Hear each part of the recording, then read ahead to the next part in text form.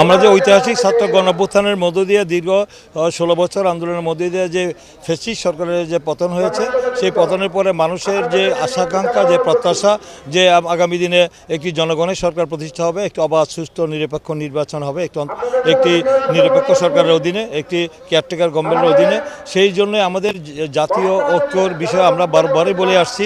আমাদের একটি দফা রাষ্ট্রসংস্কারের রূপরেখার মধ্যে এই বিষয়গুলি আমরা উল্লেখ করেছি। বর্তমান সরকারের যে সংস্কার কমিশন গঠন করেছে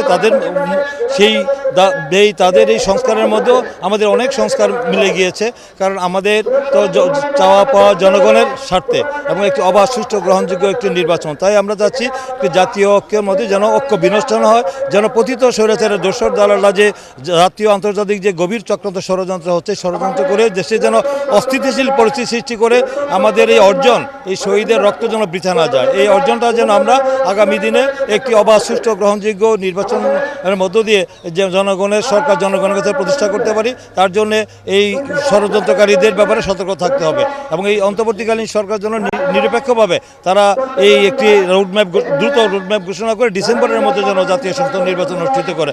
নির্বাচনের জন্য আমাদের একটা বার্তা যাবে, যেন নির্বাচনের জন্য আমাদের নেতাকর্মীরা যেন তাদের প্রস্তুত থাকে, প্রতিফলনটা যাতে দিনে দিনে আর বৃদ্ধি পায়, সেই জন্য এই বর্ধিত সভার মধ্যে দিয়ে আমরা একটা মেসেজ আমরা দলকেও দিতে চাই। আজকের এই মিটিংয়ে প্রায় ৩,৫০০ লোক এখানে উপস্থিত হবে এবং তাদের সবাইকে সুযোগ দেওয়া হবে কথা বলার, তাদের যে পরামর্শ হবে, তাদের যে অ্যাডভাইস হবে, সেইটার উপর নির্ভর করবে বিএনপির আগামী দিনের কর্মকাণ্ড।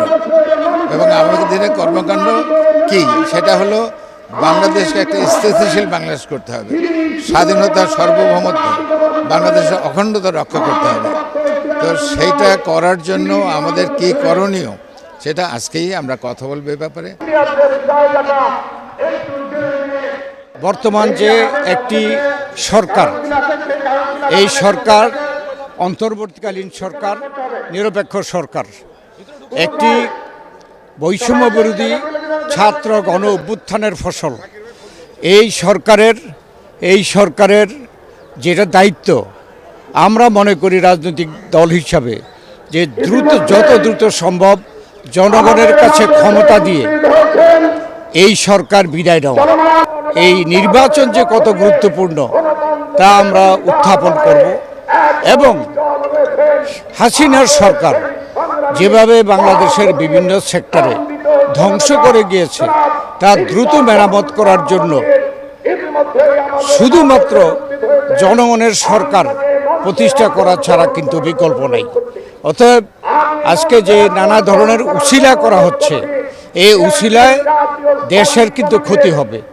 এই সরকার যত দ্রুত সম্ভব নির্বাচন দিয়ে ক্ষমতা ছেড়ে দিতে পারলেই কিন্তু সম্মানজনকভাবে সরকার থেকে তারা চলে যেতে পারবে।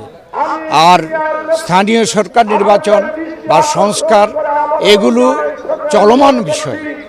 আইন শৃঙ্খলা, নিত্য প্রয়োজনীয় দ্রব্যমূল্য এগুলোর ব্যাপারেও এই সরকার ব্যর্থ হচ্ছে।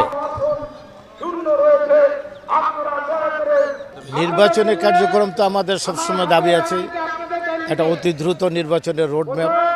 আর তৃণমূল থেকে আমরা তৃণমূলের নেতাদের বক্তব্য শুনব, তারপরে একটা সিদ্ধান্ত হবে। এই সভাকে ঘিরেই কিন্তু একটা উজ্জীবিত হয়েছে আমাদের যে তৃণমূলের নেতাকর্মীরা, এবং ব্যাপক উৎসাহ উদ্দীপনা কিন্তু দেখা দিয়েছে। যেহেতু বহু বছর পর, 7 বছর পরে আমাদের এই বর্ধিত সভাটি অনুষ্ঠিত হচ্ছে। সারা বাংলাদেশের 64টি জেলা, সাংগঠনিক জেলা আরও বেশি 70-এর অধিক, এবং যে কয়টি থানা রয়েছে সব জায়গা থেকে আমাদের নেতারা অনেক দিন পর মিলিত হতে পারছে। এই ফ্যাসিবাদ মুক্ত বাংলাদেশে আমরা মতবিনিময় করতে পারবো এবং সামনে গণতান্ত্রিক পদ্ধতিতে কিভাবে বাংলাদেশকে এগিয়ে নিয়ে যাওয়া যায় সেই জন্য আমরা রাজনীতিটি করতে পারবো। সেটার জন্য আমার মনে হয় যে ইতিমধ্যেই ব্যাপক উৎসাহ উদ্দীপনা হয়েছে, আর সভা শেষ হওয়ার পরে তো আরও 10 গুণ বেশি উৎসাহ উদ্দীপনা নিয়ে আমাদের নেতাকর্মীরা যার যার স্ব এলাকায় যাবেন এবং দলের পক্ষে কাজ করবেন। বর্তমানে এই স্বৈরাচার পতনের পরেও আমরা দেখছি যারা এখন ক্ষমতায় আছেন তারা তালবাহানা করছেন। আমরা চাচ্ছি যে অতি শীঘ্র নির্বাচনী রোডম্যাপ ঘোষণা করে যাদের এই রাজনীতিবিদদের হাতে যারাকে ভোট দিবে তাদের হাতে ক্ষমতা অর্পণ করা। একত্রিত হয়েছি, এখান থেকে আমরা শিক্ষা নিয়ে যাব, আগামী দিনে গণতান্ত্রিক ব্যবস্থা গণতন্ত্রের জন্য আমরা দাবি করব এবং একটা নির্বাচিত সরকার যেন ক্ষমতা আসে, দেশকে সংস্কারের নিয়ে চলে যাব, নূতন বাংলাদেশ গড়ার লক্ষ্যে। শূন্য রয়েছে, আপনারা দয়া করে সামনে দাঁড়িয়ে না থেকে